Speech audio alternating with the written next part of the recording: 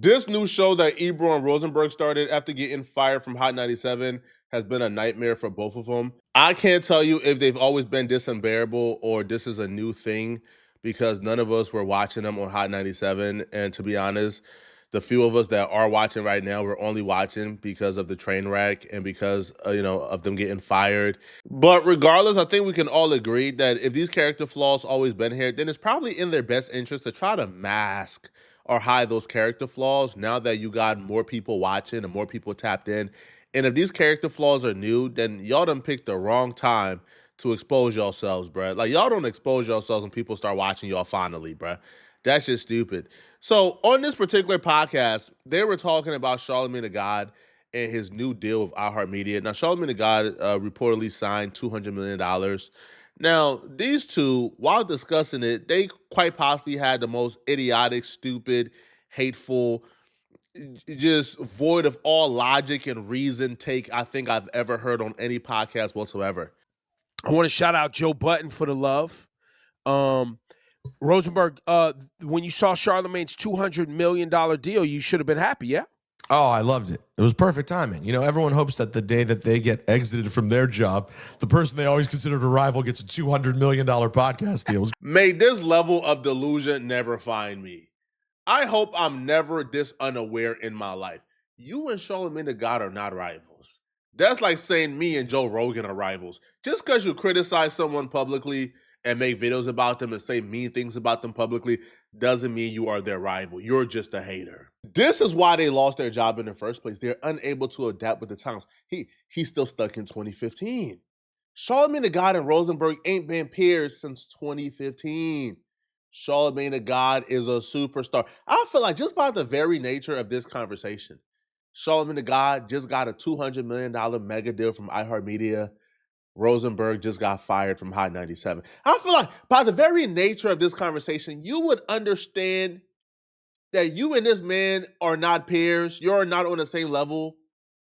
But according to them, he still sees himself as a peer of Charlamagne the God, which is the foundation for the illogical conversation they're about to partake in. Correct.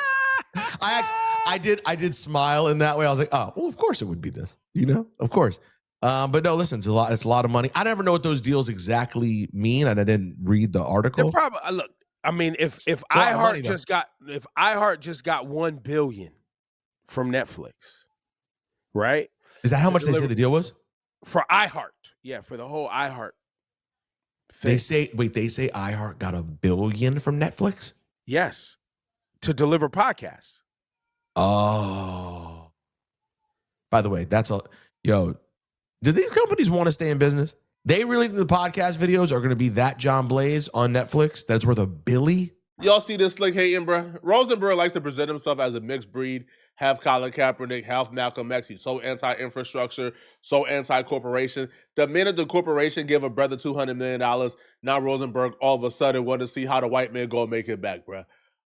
How would they make their money back given Charlamagne got $200 million? It don't matter how they gonna make their money back. That man got 200 M's, bro. We won. I think at times they forget they're YouTubers, and it's probably in their best interest, if you do think Netflix made a mistake, not to tell them that, right? Because y'all remember when Spotify was handing out bags for podcasting, and then after a while they stopped? It looks like we're now getting into the bag era of podcasting again, and Netflix got the bag. Why are you trying to why what are you looking to gain from telling them they're making a mistake? It's just pure hate. Now, I don't know the specifics of the Charlamagne the God's contract. I'm not sure if he's getting $200 million in salary or if the $200 million is for him to run the Black Effect Network and to utilize that budget to pay podcasts and onboard new talent. But that's Charlamagne the God's greatest skill set. Charlamagne the God is able to see things before anybody else. Charlamagne the God is able to assess talent and predict it. And that's why I think iHeartMedia chose Charlamagne the God over anybody else. But according to Rosenberg and Ebro, the reason why they chose Charlamagne the God and not them, because they were unwilling to do a dance. I mean, I don't know, bro. Let's watch it play out. I think it's good. It's great time. I think it's great timing for us. No, it is. The whole thing is good timing for us. Listen, there were things that Charlamagne was willing to do that I would have never done. Never. And that's how you get to those big bags. Because I don't to have the people like the iHearts of the world want to hand you this much money. But it's the same with Stephen A. Smith, though. When Disney wants to give you money like that, you got to do a dance I ain't willing to do. You could have. I think you could have done it. I don't know if you would have gotten the Stephen A. 30 a year is a big one. Who? You. No. But I think you would if you had flipped it on and done the dance right, you could have got yourself a nice 10, 15. I think that's. Oh yeah. But I can't do it. We got to put a 3,000% tariffs on podcast mics, but y'all getting out of control, man. Y'all getting out of control, bro. Somebody got to step in and regulate this, man. If Ebro in his heart believes that the Charlamagne the God $200 million bag was on the table for him, and all he had to do was just tap this a little bit, and Netflix would have gave him the $200 million too, then Ebro belongs in a psych ward. Ebro belongs in a straitjacket. Something is seriously wrong with Ebro. Because there's no sane person that will say that out loud and really believe it. Do you hear yourself? First off, okay, even if Charlamagne the God did do something extracurricular, I don't think that you have that much integrity that you will look at $15 or $30 million on the table and say, I'm not doing what they want me to do. Cut it out, bruh. Oh, no, I'm not interviewing politicians because I don't want no $30 million a year. What?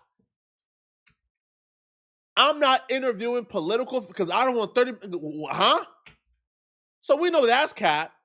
But this is what they're still under the logical fallacy that even though they were fired from their radio station, even though they were fired from a show that was doing no numbers, who audio downloads were bad, who YouTube views were bad, they still see themselves as peers of a man who has led the #1 radio show in the country, who does about what, 1 million like daily downloads on their podcast, which is the Breakfast Club, because that's also a podcast. A man who was spearheaded probably the #1 podcast in urban media as well as the #1 radio show. They still see themselves as his peer, even though they got fired. Y'all cut it out, man. Charlamagne the God got that $200 million because, again, his greatest skill set is being able to spot talent. Charlamagne the God has predicted so many trends. Charlamagne the God has spotted podcasts from ground level. Yo, I knew Charlamagne the God was tapped in, bruh. When Charlamagne the God discovered my boys at the Homeroom University podcast. Well, yeah, Homeroom University podcast, Menace Material is the YouTube channel. Charlamagne the God found them when they had like 10,000 subscribers and was trying to be their mentor. Charlamagne the God is in the field, bro. He's on YouTube scavenging for talent and recruiting. That's why they paid him. He is what they need. They want to bring podcasting to Netflix. Who's the better person to bring it to Netflix than a man who's the most tapped in out of anybody on his level to the new generation of talent? Again, I've had my differences with Charlamagne the God. I have questioned certain interviews. I've questioned certain things he's done. Yeah, bruh. But if that man got $200 million, bro, what would I look like saying, oh, what, man, do he deserve it? Oh, man, why don't I, man, cut it out, bro. What's wrong with some of you niggas, man? Man, is the corporation gonna profit for? I don't want to know if Netflix gonna make their money back, man. I care that black man from Charleston, South Carolina, got $200 million, man, coming from a dirt road. What's wrong with y'all, bro? I can't stand people like this, man. That man that we watch on Guy Code who was sniffing seats. The man who we saw in dingy white tees working for Wendy Williams, man.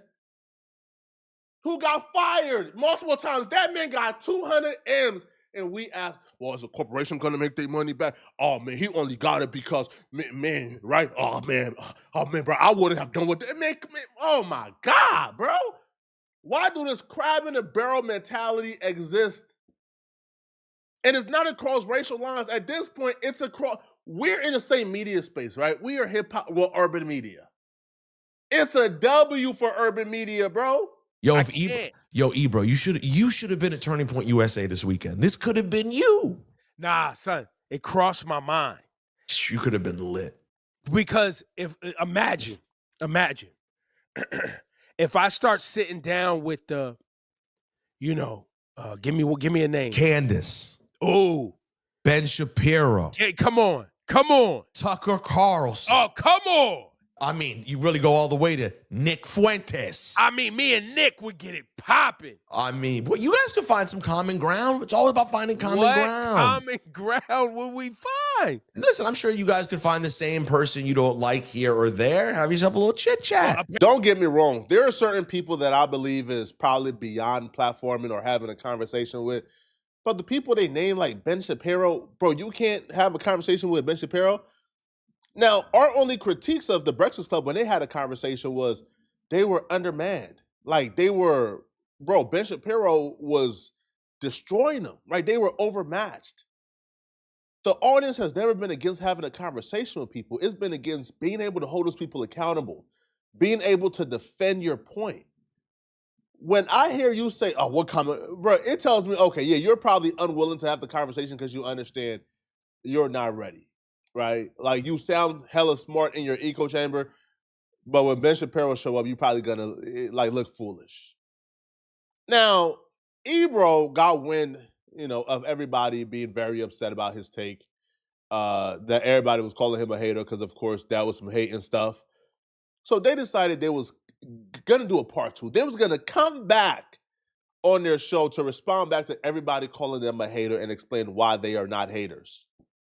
Even in their explanation, they looked more foolish. So we no longer have the radio show, but it's the perfect time because Charlamagne the God has paved the way.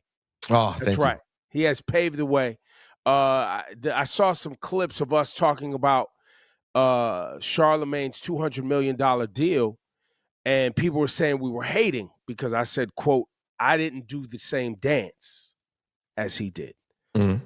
And I didn't intend it to be that way. I think if you're Charlamagne, you should be ecstatic. I think if you're a fan of Charlamagne, you should be celebrating. Like, I think if you're a podcaster, you should be ecstatic.